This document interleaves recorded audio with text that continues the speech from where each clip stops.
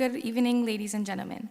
On behalf of Nanda Veena Mancham, Shayaana Sugil, and her family, it is my pleasure to warmly welcome each and every one of you to this very special occasion, her Veena Arangetram. This evening, we are gathering not just to witness a performance, but to be part of a sacred milestone, a celebration of discipline, dedication, and the rich heritage of our classical music tradition. To guide us through this memorable evening with elegance, warmth, and rhythm, we are pleased to introduce our wonderful master of ceremony, Jay Aravind. Jay Aravind was one of the leading announcers on Tamil radio in Toronto. He is now serving as a special constable with the Toronto Police. He will lead us through this beautiful journey, keeping us informed, engaged, and immersed in every step of the way. Please join me in giving him a warm round of applause and as he takes the stage. எல்லோருக்கும் இனிய மாலை வணக்கம். திருமதி சுகில் அவர்களின் அன்பு மகளும் ஆசிரியை திருமதி குகணேஸ்வரி சத்யமூர்த்தி அவர்களின் மாணவியுமான செல்வி ஷயானா சுகிலின் வீணை அரங்கேற்றத்துக்கு வருகை தந்திருக்கின்ற உங்கள் எல்லோரையும் வருக வருக என்று அன்போடு வரவேற்கின்றேன். இந்த அரங்கேற்ற விழாவினை மங்களகரமாக ஆரம்பிக்க முதலில் மங்கள விளக்கேற்றப்பட இருக்கிறது.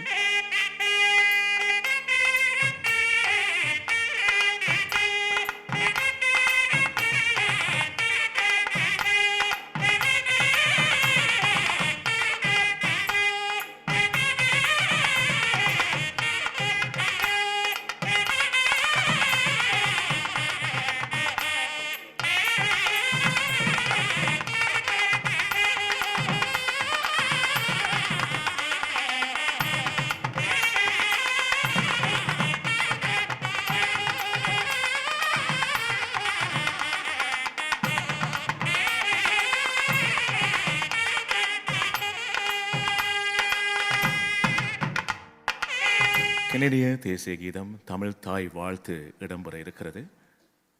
வழங்குகிறார் பிரீத்தி Sudan. Oh, Canada, our home and native land, true patriot love in all of us command.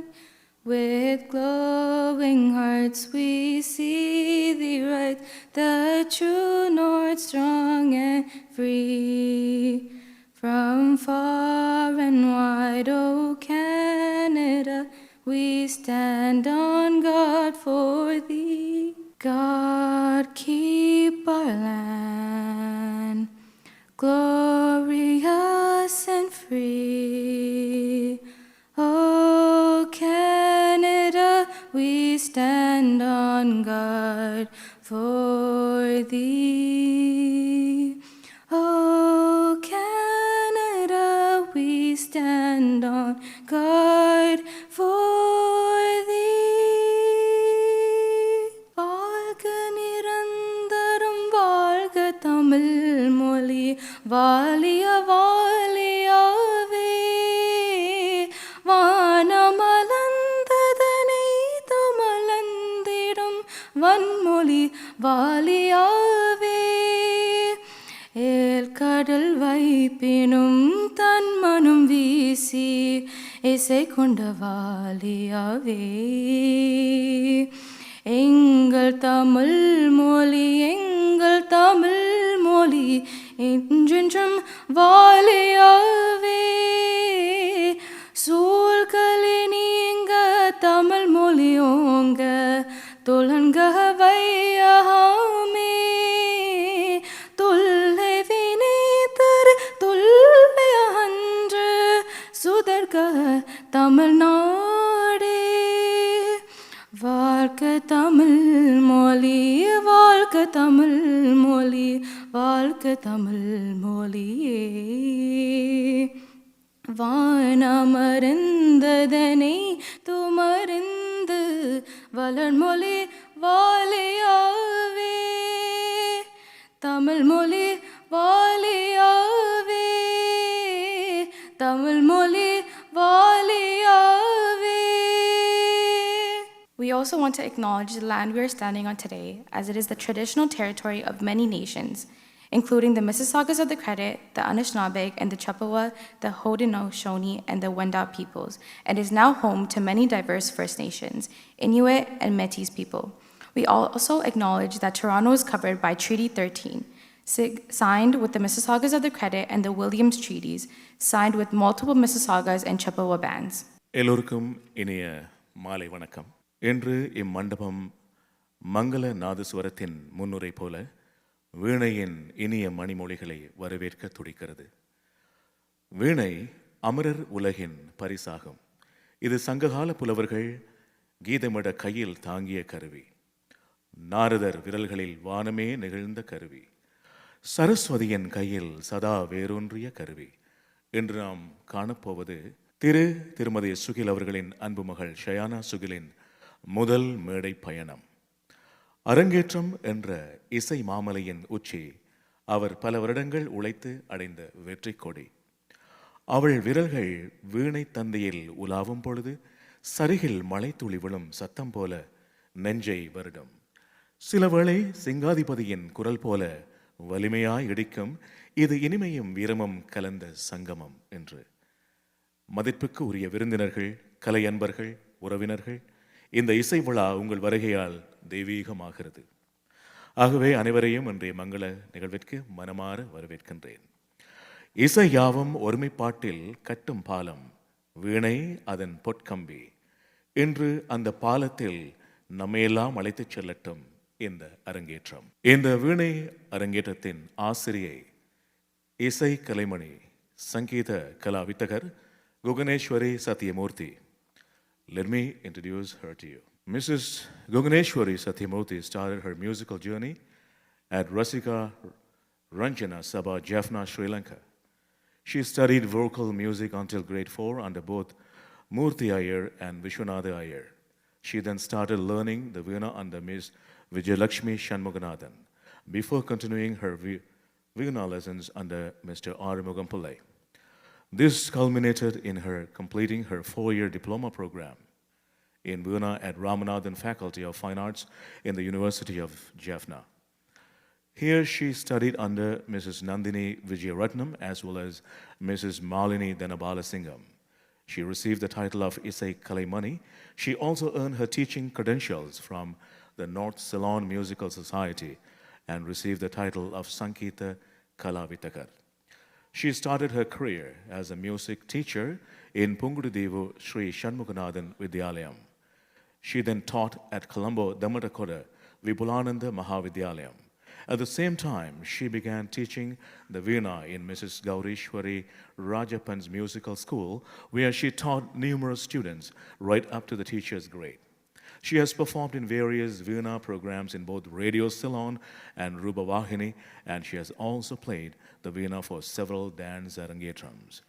Guru Guganeshwari Satyamurthy has been teaching Veena in Canada for over 2 decades. Many of her students have completed the teacher's grade in Veena under her guidance. She is the founding director of Nada Veena Mantram and conducts an annual program in which all her students perform. She has proudly guided 7 students through their Arangetrams and is happy to present her 8th student in what marks her 5th Arangetram. That's about today's teacher, Isai Kalaimani Sankita Kalavitakar Guganeshwari. Big round of applause for her, please. All right, now time to introduce the orchestra for today's Veena Arangetram.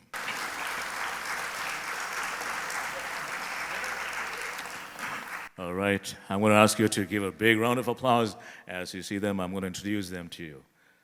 Today, we have Mridangam for Mridangam, Mr. Vasudevan Rajalingam. For Gadam, we have Mr. Tuwaragan Dabodaran. Talam, we have Varman. And for Kanjura, we have Mr. Kalayarasan Singaraj. Tambura by Ms. Darika Ravichandran. Once again, good evening and warm welcome to everyone gathered here today to celebrate the Arangetram of Shayaana Sugil. We are honored to share this special milestone in her artistic journey as she presents a beautiful selection of pieces that reflect both the depth and grace of Carnatic music. Shayaana begins her performance with Vanajaksha Varnam in Ragam Mandari Talamadi, composed by Mysore Vasudevachar. This foundational piece, rich in rhythmic complexity and melodic beauty, sets the tone for the evening.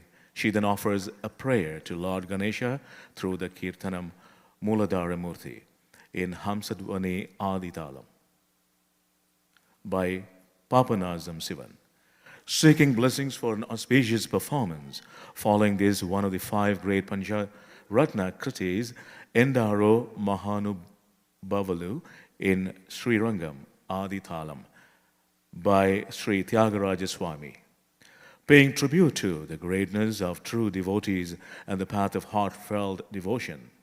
This main piece of evening is dedicated to Goddess Saraswati through an expansive exploration of Ragam Saraswati, featuring a Niraval, Kalpana Swarams, Kuraipu, and Korvai, showcasing both creativity and mastery.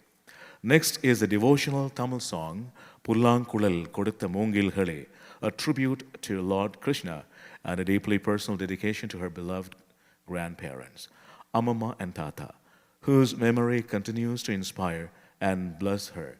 She then presents the energetic Brindavani Talana, the Ragam Brindavani and Talam Adi, composed by Dr. M. Bala Murali Krishna, known for its rhythmic brilliance and joyful spirit. This is followed by the powerful Tirupukal Muttai Thara, composed by Aruna Girinadar in praise of Lord Murugan. Blending devotion with poetic and rhythmic richness. Finally, Shayaana concludes the performance with a serene Harivara Saranam, made famous by K.J. Yesudas. She lovingly dedicates this piece to her father, Mr. Sugil, and her uncles Sudan and Sujan, in honor of their unwavering devotion to Lord Ayyappa and their annual pilgrimage to Sabrimala. Let us now sit back and enjoy this heartfelt offering as Shayaana Sugil takes on a musical journey filled with tradition, devotion, and artistry. Let's start with a round of applause again. Let's warm up. Thank you.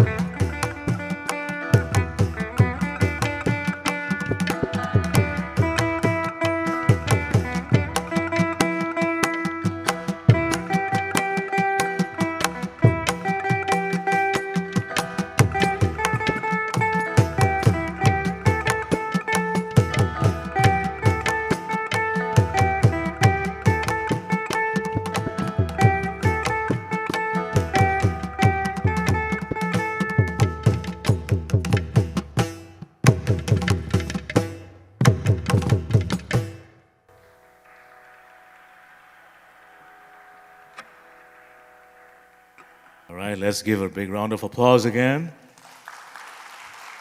for all the musicians and just for your information. அந்த இவ்வளோ நேரமும் அந்த தொடர்ந்து வீணை மீட்டும் போது அந்த விரல்களில் எவ்வளோ பெயின் இருக்கும். அதுக்காக ஒரு special applause for Shayaana. Thank you so much. அடுத்ததாக எங்கு கலை நிகழ்ச்சி நடந்தாலும் அங்கு சென்று கலைஞர்களை உற்சாகப்படுத்தும் உதயன் பத்திரிகை ஆசிரியர் திரு லோகேந்திரலிங்கம் அவர்களை அன்போடு மேடைக்கு அழைக்கின்றேன்.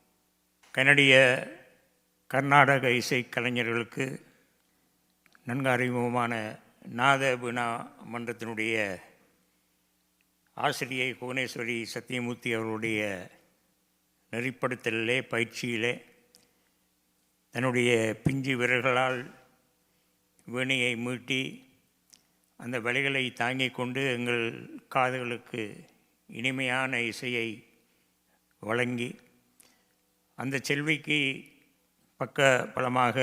பக்கவாத்திய கலைஞர்கள் அவர்களே சிரேட்ச கலைஞராக எனது பெரும் மதிப்புக்குரிய வாசுதேவன் ராஜலிங்கம் அவர்கள் அமர்ந்திருந்து மேடையிலே அந்த கலைஞர்களை கவனித்து கொள்ள சபையிலே புவனேஸ்வரி அவர்கள் தன்னுடைய மாணவியை கவனித்து இந்த இனிமையான அரங்கேற்றத்தை நிறைவு செய்திருக்கின்றார்கள். இந்த விழாவில் இந்த வீணை அரங்கேற்றத்துக்கு பிரதம விருந்தினராக வருகின்றிருக்கின்ற எனது உடன்பிறவா சகோதரி ஆசிரியை அவர்களுக்கு அவர்கள் தன்னுடைய பிரதம விருந்தினர் உரையிலே இந்த சங்கீதம் பற்றிய விஷயங்களை நிச்சயமாக எடுத்துரைப்பாக அதையும் நான் கேட்டுச் செல்வேன். ஆனால் இந்த வீணையை ஒரு தெய்வீக கலை என்பார்கள். கர்நாடக இசையே ஒரு இறைவனுக்கு சமர்ப்பணம் செய்கின்ற அது நாட்டியமோ சங்கீதமோ கர்நாடக சங்கீதத்தினுடைய உள்ளடக்கமே ஒரு ஒரு ஒரு புனிதமான தெய்வீக கலை என்று நாங்கள் சொல்லிக்கொள்வோம். எனக்கு இந்த சகானாவுடைய பெற்றோர் என்னை அழைப்பதற்காக என்னுடைய வீடு வந்த பொழுது அதை மாத்திரம் நான் சொல்லி எனக்கு ஒரு பெரிய பணி இருக்கிறது, பாராளுமன்ற சான்றிதழ்களை வழங்கிவிட்டு போக. ஆகவே நான் உரையை அதிகளவு எடுக்க மாட்டேன். பராசக்தி விநாயகர் அவர்களுடைய உரையை நீங்கள் கேட்டு அந்த செல்வியினுடைய அந்த திறமைகளுடைய உச்சத்தை நீங்கள் கேட்டுக்கொள்ளலாம். இவர் இந்த பெற்றோர்கள் என்றதில் வந்த பொழுது நாங்கள் ஒரு 15 நிமிடம் பேசினோம். அந்த உரையாடல் எனக்கு இப்பொழுது ஞாபகம் இருக்கிறது. அந்த நேரம் ஒரு தெய்வீகத்தோடு கலைந்தது. நாங்கள் கலையையும் தெய்வீகத்தையும் இறைவன் பற்றியெல்லாம் அந்த பெற்றோர்கள் சுகில் தம்பதியினர் இருவருமே அந்த நேரம் எனக்கு இந்த மேடையிலே நான் மறக்க முடியாமல் இருக்கிறேன். என்றால் அந்த பெற்றோர் அந்த 2 பிள்ளைகள் நாங்கள் இனி ரேணுகா விக்னேஸ்வரனுடைய மாணவியாக நடன அரங்கேற்றம் தரப்போகிற அந்த பிள்ளை ஸ்வீட்டா இருவருமே சம்மந்தப்பட்ட விஷயங்களை இந்த பெற்றோர் சொன்னார்கள். ஆகவே இந்த கலை ஒரு தெய்வீக கலை. அந்த கலையை தங்கள் பிள்ளைகளுக்கு கற்பித்து இன்று அரங்கேற்றம் காணக்கொண்ட இந்த பெற்றோருக்கு ஒரு தடவை நீங்கள் கரகோஷம் செய்கள். அவர்கள் முழுமையாக ஒரு தெய்வீகத்தோடு பயணிக்கின்ற ஒரு பெற்றோர்களுக்கு பிறந்த 2 குழந்தைகள் இன்று அரங்கேற்றம் காணுகிறார்கள். நான் எனது வேண்டுகோளும்படி மார்க்கம் யூனியன்வில் தொகுதி பாராளுமன்ற உறுப்பினருடைய சான்றிதழ்கள் 2 ஆசிரியர்களுக்கும் 2 மாணவிகளுக்கும் வழங்கிவிட்டு நான் செல்லாம் நினைக்கிறேன். பாராளுமன்ற உறுப்பினருடைய பிரதிநிதி என்னுடைய நண்பர் தீபக் டெல்ராஜ் அவர்கள் வந்திருந்தார்கள். ஆனால் இன்னொரு நிகழ்ச்சிக்கு போவதற்காக அவர் சற்று முன் போக வேண்டி வந்தது. ஆகவே பராசக்தி டீச்சர் அவருடைய உரை இந்த பிள்ளையினுடைய சிறப்புகளை சொல்லும். ஆகவே என்னுடைய பணியாக வாசுதேவன் ராஜலிங்கம் அவர்கள்தான் என்னை இந்த கர்நாடக மேடைகளிலே அண்ணன் நீங்கள் பேசுவீங்கள், நீங்கள் எழுதுவீங்கள், கவிஞர் ஆகவே என்று சொல்லி 25 வருடங்களுக்கு முன் என்னை மேடைகளிலே என்னை அறிமுகப்படுத்தியவர். அவரோடு சேர்ந்து நான் பயணிக்கிறேன் என்ற அந்த பெருமையோடு இன்றைய இந்த சஹானா சுகில், ஸ்வீட்னா சுகில் அந்த இருவரையும் ஒரு தடவை மேடைக்கு அழைக்கிறேன் நான் தயவுசெய்து. அத்துடன் எங்களுடைய குணேஸ்வரி சத்தியமூர்த்தி, ரேணுகா விக்னேசன் ஆசிரியை இருந்தால் வாங்க, உங்களுக்கும் ஒரு சர்டிஃபிகேட்ஸ் இருக்கிறது, பாராளுமன்ற உறுப்பினருடையது. 4 பேரும் வந்தால் மகிழ்ச்சி அடைவேன், அதை வழங்கி விட்டு செல்லலாம்.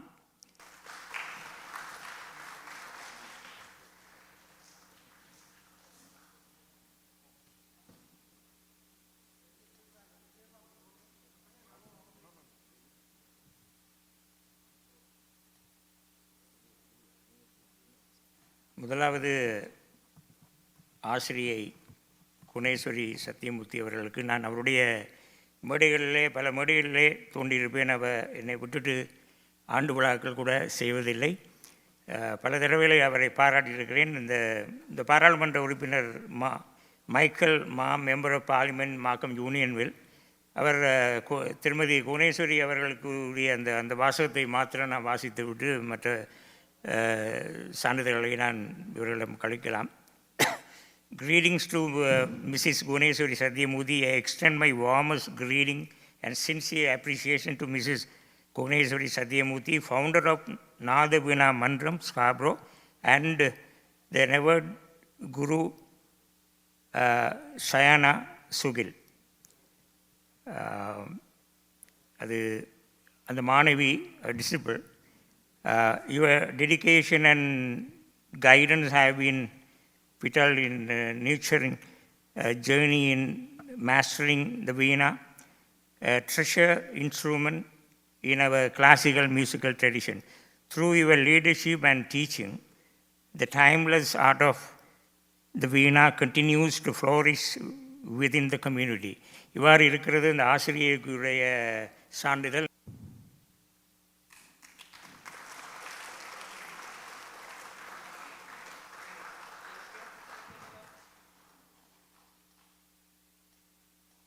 ஷயானா சுகில் அவர்களுக்குரிய greetings on ஷயானா சுகில்ஸ் வீணா அரங்கேற்றம்.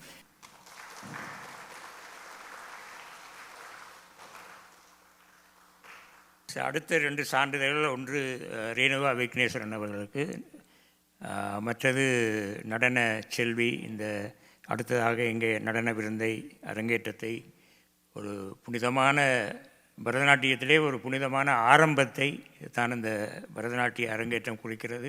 அந்த புனிதமான ஆரம்பத்திலே இங்கே வந்திருக்கின்ற அனைவருக்கும் என வாழ்த்துக்களை கூறி ஆசிரியைக்குரிய மற்றது ஸ்வீட்னா அவர்களுக்குரிய சான்றிதழையும் நான்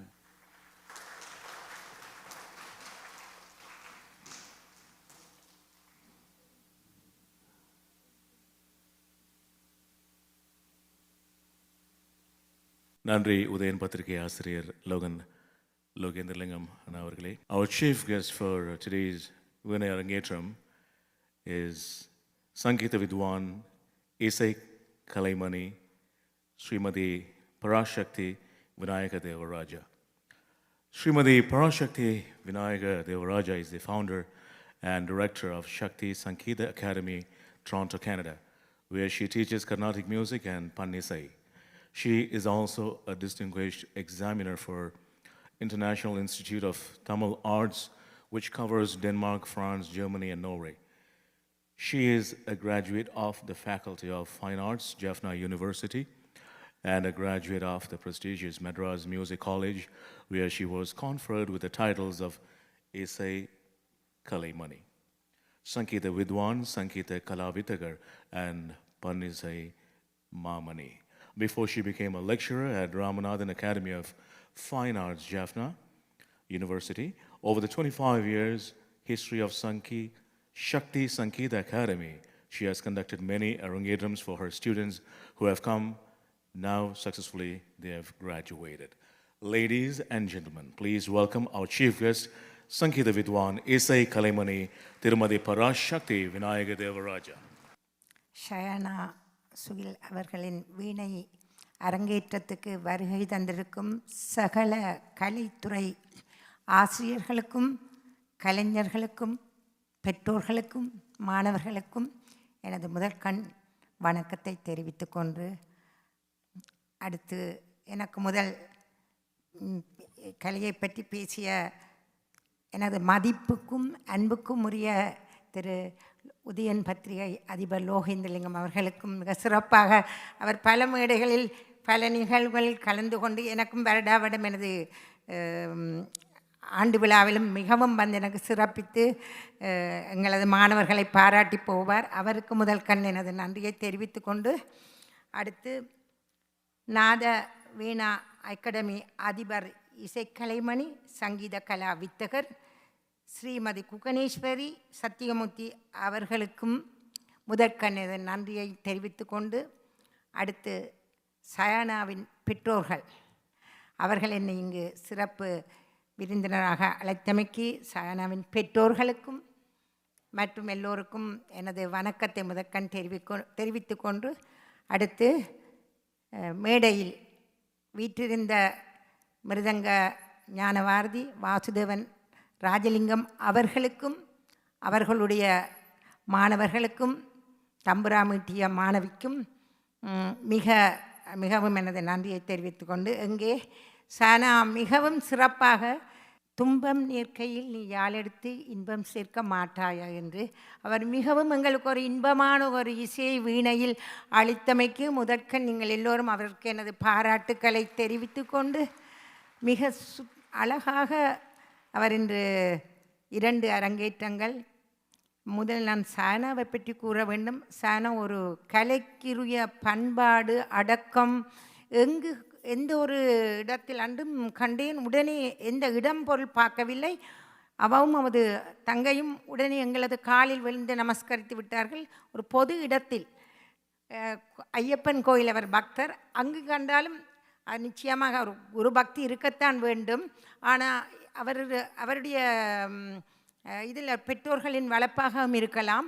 எந்த ஒருக்கா வணங்கினா காணும் ஒரு குருவுக்கு அவர் அதை பற்றி பார்க்க மாட்டார். மிகவும் ஒரு பண்பான கலைக்குரிய சகல அடக்கம் பண்பு எல்லாம் நிறைந்த ஒரு சிறந்த ஒரு மாணவி. எனக்கு அவர் என்னிடம் யூனிவர்சிட்டி கிரெடிட் கோர்ஸ் என்னிடம் படிக்கும் பொழுது தான் எனக்கு சானா தெரியும். அவருடைய அப்பா சானாவிட அவருடைய அப்பா தான் என்னிடம் கூட கதைப்பார், எப்படி செய்திருக்கிறா ஏதாவது செய்ய வேண்டி இருக்கின்றதா என்று. மிகவும் சிறந்த ஒரு பெற்றோர்கள் பிள்ளையை மேலோக்கி கொண்டு போனார்கள். அரங்கேற்றம் என்பது அவருடைய ஆரம்பம் என்றாலும் அவர் அது ஒரு அங்கீகாரம் அந்த அவருக்கு. அவரை மிகவும் என்று அவருடைய உருப்படிகளை நான் கூட போனால் மந்தாரி ராகத்தில் வர்ணம் மிகவும் ஒரு விதமான வீணை சகல வாத்தியங்களும் ஒரு சிறந்த வாத்தியம். காரணம் அதில் சுருதி தாளம் எல்லாம் அமைக்கப்பட்டுள்ள ஒரு வாத்தியம். அப்போ அதில் தாளத்தந்தியையும் கவனிக்க வேண்டும், அதிலே சுருதியும் சேர்க்க வேண்டும்.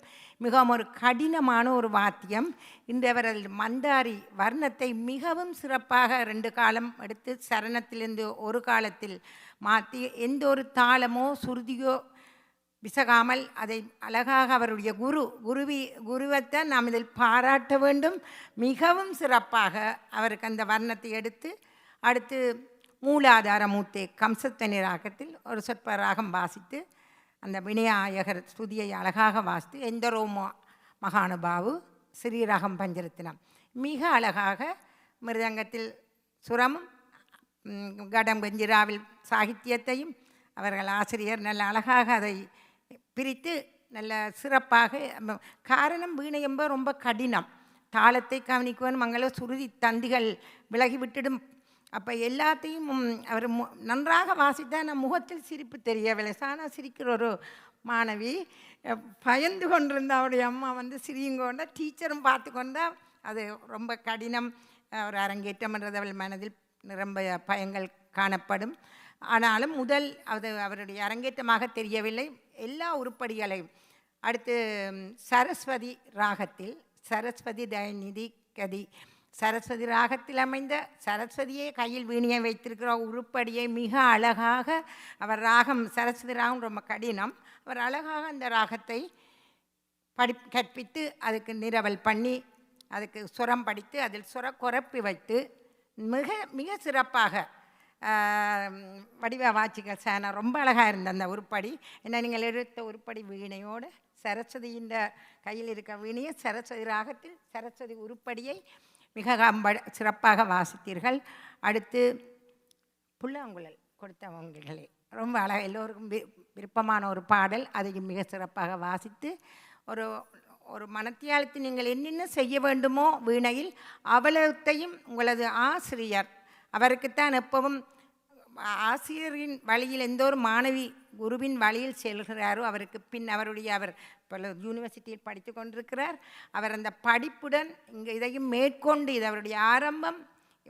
வரும் நேரங்களில் அவருடைய குருவிடம் இருந்து மென்மேலும் என்னென்ன கற்க வேண்டுமோ அதை கற்று மற்ற தாளங்களும் மிஸ்டர் சாப்பிள் அழகாக அந்த திருப்புகளை முத்தைத்தரு திருப்புகளை வாசித்து அவருடைய ஐயப்பன் பக்தர் அந்த ஐயப்பன் பாடலையும் பாடிவித்து வாசித்து மிக கூறுவதற்கு ஒன்றுமில்லை. பெற்றோர்களுக்கும் நான் நிச்சயமாக சொல்லவும் நான் அந்த பெற்றோர்கள் எனக்கு ரொம்ப பிடிக்கும்.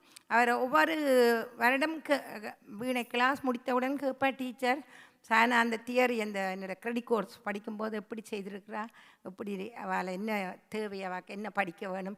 மிகவும் ஒரு நல்ல ஒரு பெற்றோர்கள் பிள்ளையை எவ்வளவு தூரம் ஊக்குவிக்க வேண்டுமோ அவ்வளவு தூரம் ஊக்குவித்து இன்று இந்த நிலைக்கு கொண்டு வந்துட்டார்கள்.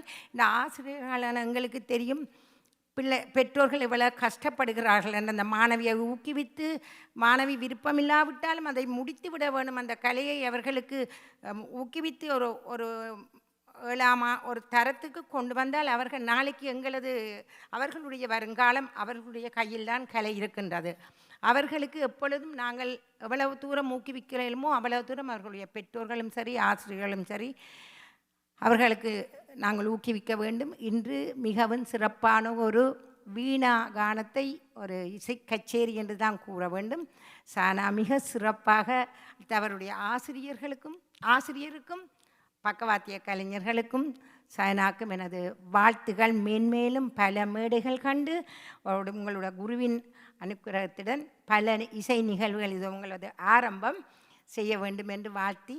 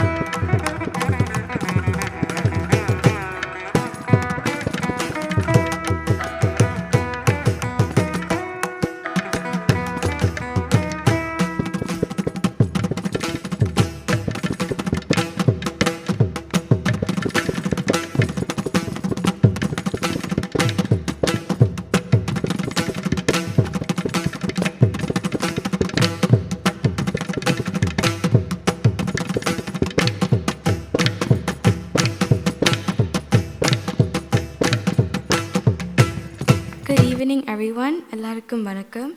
I hope you all are doing well. I would like to begin by expressing my deepest gratitude to Goddess Saraswati and Shirdi Sai Baba for blessing me with the gift of music. Her grace has been my guiding light, inspiring and strengthening me throughout my journey since I began learning the Veena at the age of 10. Over these years, this journey has been filled with learning, dedication, and growth. My musical journey began with Sangeetam under the guidance of Sri Veena Mission Master. It was during the time that I discovered a deep love for music, and I hope to carry his blessings with me forever. My journey came with challenges, including a soft tissue injury in my arm and a finger surgery from overpracticing.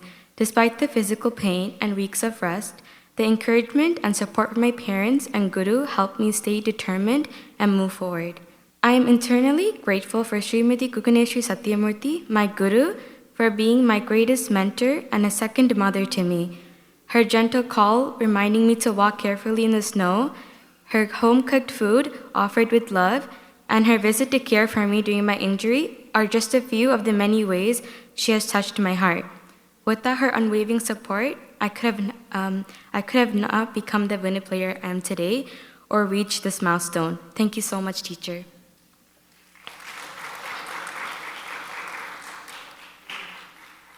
To my parents, thank you for your endless love and strength. Appa, your belief in me has been my foundation. Thank you so much for always being there for me and always encouraging me to try my best.